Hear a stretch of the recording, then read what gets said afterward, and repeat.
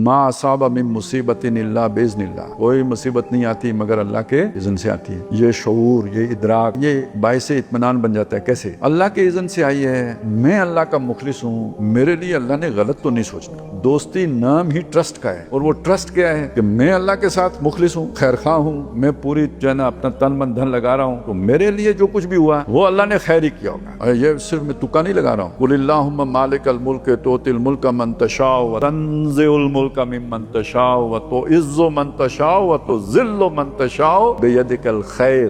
खैर जब तू देता है उसमें भी खैर होता है, जब छीनता है उसमें भी खैर है। ये मेरा मिसकंसेप्शन है ना, जब छीन लिया, तंज़िउ जब छीन लिया, मैं समझता हूँ मुझे ज़लील कर दिया। नहीं, वो उसी में मेरी भलाई थी। अब ये भलाई आप समझ लें वो क्या है। सूरह शूरा में इस मुसीबत का जो जिक्र किया है ना, तो वो इस अंदाज में किया, वमा असाबकुम मिन मुसीबतिन फबिमा कसबत ऐदीकुम, जो भी मुसीबत तुम पर आती है तुम्हारे हाथों के अमल के नतीजे में आती है। अब इसे जोड़े एक हदीस के साथ, कुल्लो बनी आदम खत्ताऊन, तमाम बनी आदम खताकार हैं। तो बहुत से गुनाह ऐसे होते हैं जिनका हमें शऊर और इदराक तक नहीं होता। अब उस पे अगर आखिरत में मुहासबा हो तो क्या बचेगा? सारे अमाल चले गए। बाज लोगों के साथ ये होगा। तो वो जब आखिरत में एक आदमी का जिक्र आया, हुजूर सल्लल्लाहु अलैहि वसल्लम ने बल्कि पूछा साहबा से, मेरी उम्मत का गरीब आदमी कौन है, मुफलिस कौन है? तो साहबा ने बताया जिसके पास पैसे नहीं है। उन्होंने कहा नहीं। फिर उन्होंने कहा जी आप ही बताइए। तो हुजूर ने फरमाया वो शख्स कि जब अल्लाह के सामने हाजिर होगा तो पहाड़ जितने उसके नेक अमाल होंगे। फिर एक बंदा आ जाएगा, वो कहेगा जी अल्लाह ताला इसने मुझे गाली दी थी, अल्लाह कहेगा इतनी नेकियां तेरी। दूसरा कहेगा इसने मुझे थप्पड़ मारा था, अल्लाह कहेगा ये नेकियां तुम ले जाओ। लोग आते जाएंगे,